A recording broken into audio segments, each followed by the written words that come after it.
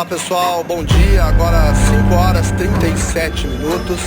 A gente entra no ar com a informação de que a capital venezuelana, Caracas, foi alvo de explosões durante esta madrugada. O governo de Nicolás Maduro disse que o país está sendo alvo de um ataque militar dos Estados Unidos.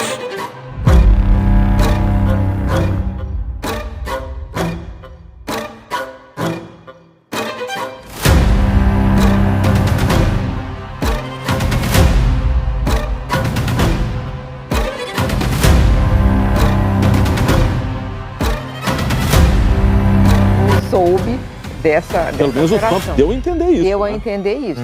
Agora, a ideia de que eles vão administrar a Venezuela é um retrocesso de 215 anos. Desde 1811 a Venezuela é um país independente. Então, o que nós estamos vendo, eu quero usar de novo a palavra do Marcelo Nunes, é assustador.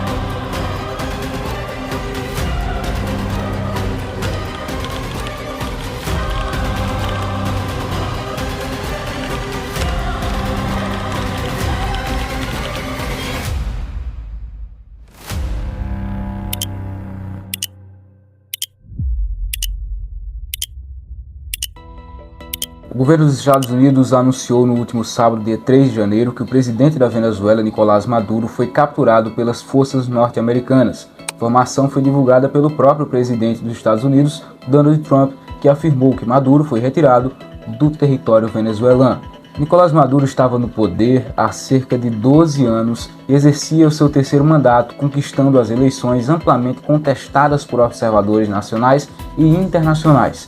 Ao longo desse período, as relações entre Venezuela e Estados Unidos se deterioraram profundamente, especialmente após o retorno de Donald Trump à Casa Branca, quando Maduro passou a tratar Washington como seu principal inimigo externo. Nascido em Caracas, Nicolás Maduro tem 62 anos. Após concluir o ensino médio, trabalhou como motorista de ônibus no sistema de metrô da capital venezuelana. Foi nesse ambiente que deu os primeiros passos na política, ao fundar o sindicato para representar os trabalhadores no metrô no fim da década de 1970. Mais tarde, ingressou no movimento bolivariano revolucionário 200, liderado por Hugo Chávez. Em 1992, após a tentativa frustrada de golpe e a prisão de Chávez, Maduro ganhou projeção nacional ao atuar ativamente em campanhas pela libertação do líder chavista. Nos anos seguintes, Maduro foi eleito deputado, presidiu a Assembleia Nacional e posteriormente foi nomeado ministro das Relações Exteriores. Próximo de Chávez, manteve fidelidade absoluta ao chavismo e, como chanceler, era considerado por diplomatas uma figura de diálogo fácil. Em 2012, após a reeleição de Hugo Chávez, Maduro foi escolhido como vice-presidente.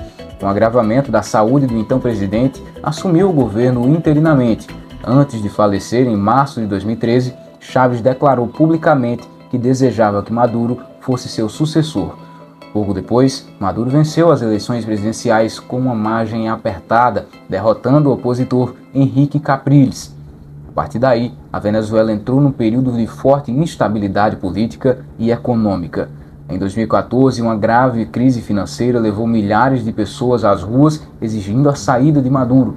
Lideranças oposicionistas como Leopoldo Lopes e Antônio Ledesma foram presas, acusadas de incitar a violência e conspirar contra o governo. A comunidade internacional passou a demonstrar ocupação crescente e os Estados Unidos impuseram sanções à Venezuela por violações de direitos humanos. Em 2016, a oposição tentou destituir Maduro por meio de um referendo e novos protestos, mas o presidente conseguiu se manter no poder com apoio do judiciário acusado de favorecer o governo. Em 2017, protestos violentos voltaram a ocorrer, resultando em morte. No mesmo ano, Maduro convocou uma Assembleia Constituinte com amplos poderes que passou a esvaziar o papel do parlamento, decisão rejeitada por diversos países. Após denúncias de fraude, o chavismo venceu as eleições regionais e municipais. Em 2018, as eleições presidenciais foram antecipadas e Maduro foi reeleito. A oposição boicotou mais uma vez o pleito, alegando falta de transparência, e países da Europa, da América Latina e os Estados Unidos não reconheceram o resultado. A crise econômica se aprofundou. Com forte queda do PIB, a Venezuela enfrentou hiperinflação extrema após o governo passar a emitir moeda para cobrir o rombo fiscal. A escassez de alimentos, medicamentos, energia elétrica e água se agravou, aumentando a pobreza e a desigualdade. Milhões de venezuelanos deixaram o país e, segundo a ONU, mais de 6 milhões viviam fora da Venezuela em 2023, principalmente em países da América Latina. Estudos internos apontam que cerca da metade da população vivia em estado de pobreza. Maduro passou a ser acusado de governar de forma autoritária, com perseguição a opositores, repressão a manifestações e concentração de poder. Entre 2014 e 2019, dezenas de pessoas morreram em protestos, segundo organizações independentes. Nos últimos anos, mesmo após um acordo mediado por Estados Unidos e Brasil para garantir eleições mais transparentes, os candidatos da oposição foram impedidos de concorrer. A crise política se intensificou com declarações de Maduro, que chegou a falar em banho de sangue caso fosse derrotado. O desfecho do regime aconteceu de forma abrupta. Na madrugada do sábado, dia 3, Donald Trump anunciou uma ofensiva militar de grande escala contra a Venezuela. A ação foi precedida por explosões em Caracas e em estados estratégicos como Miranda, Aragua e La Guaira, com ataques a instalações como o Forte Tiuna e a base aérea de La Carlota. Imagens de agências internacionais mostraram fumaça próximo ao aeroporto de La Carlota, simbolizando um colapso final do governo. Pouco depois, os Estados Unidos declararam que assumiram temporariamente a administração da Venezuela com o objetivo de conduzir uma transição política, encerrando um dos períodos mais turbulentos da história recente do país venezuelano. O Departamento de Justiça dos Estados Unidos diminuiu drasticamente as referências ao Cartel de Los Soles na nova acusação contra Nicolás Maduro, deixando de apontá-lo como líder do grupo e passando a descrevê-lo como um sistema de clientismo. Embora as acusações por tráfico de drogas tenham sido mantidas, a linguagem foi suavizada em relação à denúncia de 2020, que citava o cartel repetidas vezes e atribuía a Maduro a sua liderança.